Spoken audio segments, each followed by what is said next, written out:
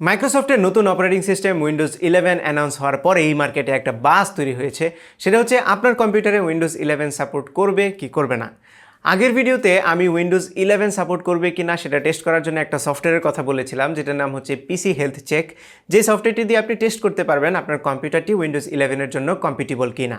এরপরে প্রচুর মানুষ কমেন্ট করেছে এবং আমাদের গ্রুপেও পোস্ট এসছে, সবাই বলছে যে তাদের কম্পিউটারে যখনই এই সফটওয়্যারটি রান করে চেক দেওয়া হয় তখন একটা এরর মেসেজ আসে যেখানে বলা হয় your computer is not compatible for Windows 11।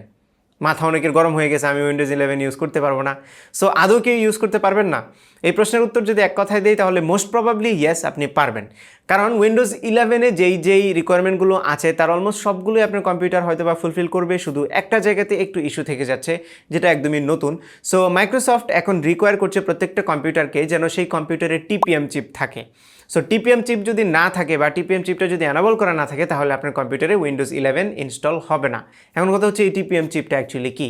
TPM মানে হচ্ছে ট্রাস্টেড প্ল্যাটফর্ম মডিউল, যেটা ছোট্ট একটা চিপ মেইনলি কম্পিউটারের মাদারবোর্ডে ইন্টিগ্রেটেড থাকে। যদি না থাকে তাহলে এক্সটার্নালি লাগানো যায়, আবার ইদানিং সিপিইউর ভেতরেও এই টিপিএমটা ইন্টিগ্রেটেড থাকে। সো আপনার কম্পিউটারে টিপিএম আছে কি নেই সেটা জানার আগে আমরা একটু দেখি এই টিপিএম চিপের কাজটা অ্যাকচুয়ালি কি। সো এই টিপিএম চিপটা মেইনলি সিকিউরিটির জন্য ইউজ করা হয়। এটাকে ধরে নিতে পারেন যে এনক্রিপশন কিগুলোকে স্টোর করার একটা ছোট্ট স্টোরেজ। এটাকে আপনারা ধরতে পারেন একটা পেনড্রাইভের মতো, যেটা ইন্টিগ্রেটেড থাকে আর কি। সো কী কী জিনিস এই চিপটার মধ্যে থাকে?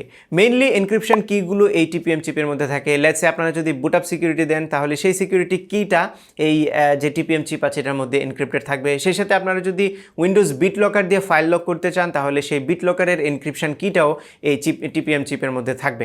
এমন কথা হচ্ছে এইটা তাহলে চিপে রাখতে হবে কেন? আমরা তো জানি সফটওয়্যার দিয়েই কোনো একটা জিনিসকে সিকিউর করা যায়।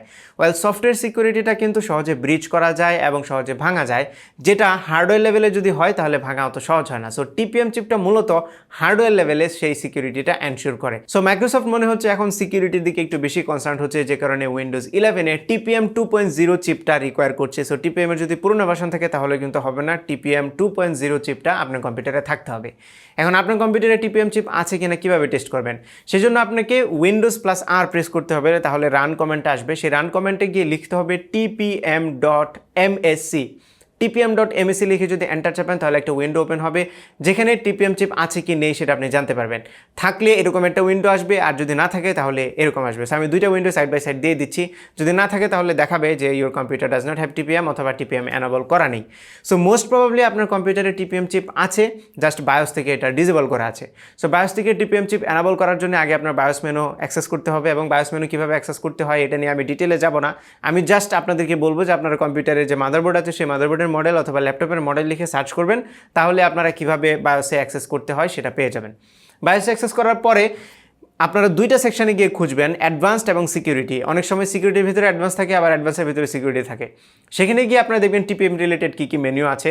অনেক সময় থাকে টিপিএম চিপ, আবার অনেক সময় থাকে সিকিউরিটি চিপ, অনেক সময় ইন্টেল সিকিউরিটি চিপ টাইপের নাম থাকে। আমি কিছু স্ক্রিনশট দিয়ে আপনাদেরকে দেখিয়ে দেবো যে কোন কোন জায়গায় গিয়ে আপনারা পাবেন এই সেটিংটা। সো সেখান থেকে জাস্ট টিপিএম চিপটা যদি অ্যানাবল করে দেন তাহলেই হবে। আবার রিসেন্ট যে এএমডি প্রসেসরগুলো আছে এগুলোতে আমি দেখলাম যে টিপিএম চিপটা মূলত সিপিইউর ভেতরে থাকে। সো আপনি যদি এএমডি প্রসেসর ইউজ করেন তাহলে হয়তো বা আমি যেমন আমার X570 মাদারবোর্ডের মধ্যে আমি যদি যাই তাহলে এখানে দুইটা টিপিএম এর অপশন থাকে, একটা হচ্ছে ফার্মওয়্যার টিপিএম আর একটা হচ্ছে ডিসক্রিট টিপিএম। সো আপনারা ফার্মওয়্যার টিপিএম এবং ডিসক্রিট টিপিএম এই দুইটা অ্যানাবল করে দেখবেন কোনটাতে আসলে আসে। আমি দেখলাম যে আমার ডিসক্রিটে আসতেছিল না, যেন ফার্মওয়্যারে আসছে। ফার্মওয়্যারে আসার পরে আমি যখন আবারও পিসি হেলথ চেক সফটওয়্যারটা ওপেন করলাম তখন দেখাচ্ছে যে ইওর কম্পিউটার ইজ কম্পিটিবল। তার মানে হচ্ছে শুধু এই টিপিএম চিপটা আপনারা যদি অ্যানাবল করে দেন তাহলে হয়ে যাবে।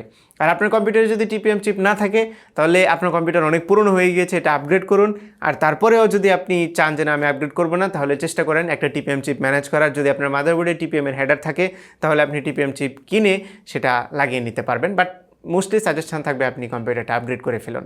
সো টেনশনের কিছুই নেই, বেশিরভাগ মানুষই উইন্ডোজ 11 ইনস্টল করতে পারবেন। এরপরেও যদি আপনাদের কোনো প্রবলেম থাকে তাহলে আমাদের ফেসবুকের গ্রুপে পোস্ট করতে পারেন, গ্রুপের লিঙ্কটি ভিডিও ডিসক্রিপশনে দেওয়া আছে। আমাদের আজকের এই ভিডিওটি স্পন্সর করেছে dynahost.com। dynahost.com থেকে আপনারা সব ধরনের ওয়েব রিলেটেড সার্ভিস পাবেন, like domain, hosting, server, SMS, web design and development. তারা ট্রাস্টেড। আপনারা চাইলে এক্ষুনি dynahost.com ভিজিট করে আপনার পছন্দের সার্ভিসটি নিয়ে নিতে পারেন, লিঙ্কটা ভিডিও ডিসক্রিপশনে দেওয়া আছে। এই ছিল আমাদের আজকের ভিডিও। আশা করি ভিডিওটা আপনাদের ভালো লেগেছে। যদি ভালো লেগেই থাকে তাহলে ভিডিওতে একটা লাইক দেবেন, কমেন্ট করে জানাবেন কেমন লাগলো। আপনার ফ্রেন্ডদের সাথে শেয়ার করতে একদমই ভুলবেন না। আর আমার চ্যানেলে সাবস্ক্রাইব তো মাস্ট। দেখা হবে পরবর্তী ভিডিওতে। Till then take care. আসসালামু আলাইকুম।